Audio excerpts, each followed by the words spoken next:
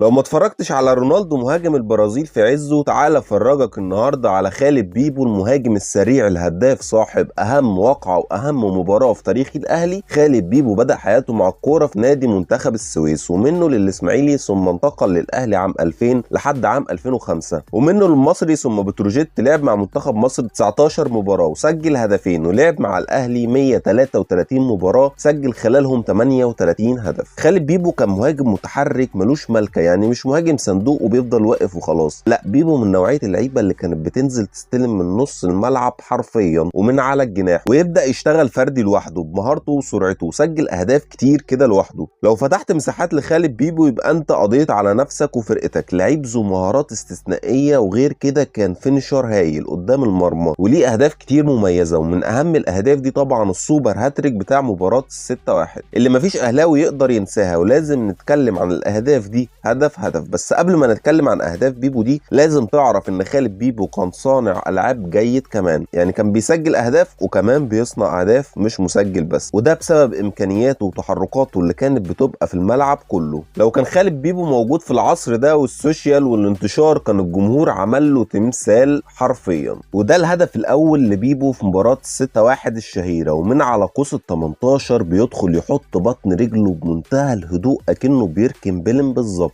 عشان اوسا يستمتع بيها زي ما احنا مستمتعين دلوقتي كده، معلنا عن الهدف الاول ليه في المباراه على طريقه الكبار. والهدف الثاني بيبو على حدود المنطقه ومعاه بشير، بيبو وبشير، بيبو وجون، بيبو وبشير، بيبو وجول، يكلفت بشير في سنتيمتر حرفيا ويحطها لاوسا من تحت ايده بمنتهى المهاره والاتقان، زي اعظم مهاجم في العالم. فعلا مهاجم ذو امكانيات استثنائيه، وده عبد الحليم علي قال يعني هيعمل ريمونتادا. الجول الثالث في المباراه لبيبو جون عظيم، هو اللي بادئ الهجمه من نص الملعب بكعب عالمي، وبعد كده راح استلم ورقص وعمل 1 2 مع فاروق، والكرة تروح له تاني عشان يخلص برضه بفينش عالمي. وأوسا كان مستمتع معانا برضه في كل الأهداف كعادته يعني. الجول الرابع والاخير للاسف بدأ من عند ابو السيد سيد عبد الحفيظ. شوف سرعه بيبو هنا زي البرق من وسط اتنين مدافعين، ضارب بالتسلل عرض الحائط واستلم وراح انفراد. يسكت؟ لا، قال عبد المنصف لازم يدخل فيه كل انواع الاهداف النهارده. راح لامم اوسا وفرشه وحاططها في الجول الخالي تماما من حارسه، ودي كانت اعظم ليله لبيبو مع جمهور الاهلي. حقق بيبو مع الاهلي بطولتين دوري ابطال افريقيا وكاس سوبر افريقيا، وبطولتين دوري، وبطوله كاس مصر، وبطوله كاس سوبر مصري. مدير الكرة في الاهلي دلوقتي اسطوره ولعيب كبير، ويستحق ان ياخذ قدره وحجمه وكل الدعم لبيبو الفتره اللي جايه. بس قبل ما اقفل معاك الفيديو، في هدف عالمي لازم تشوفه لبيبو هيعرفك قيمته امكانياته كانت عامله ازاي.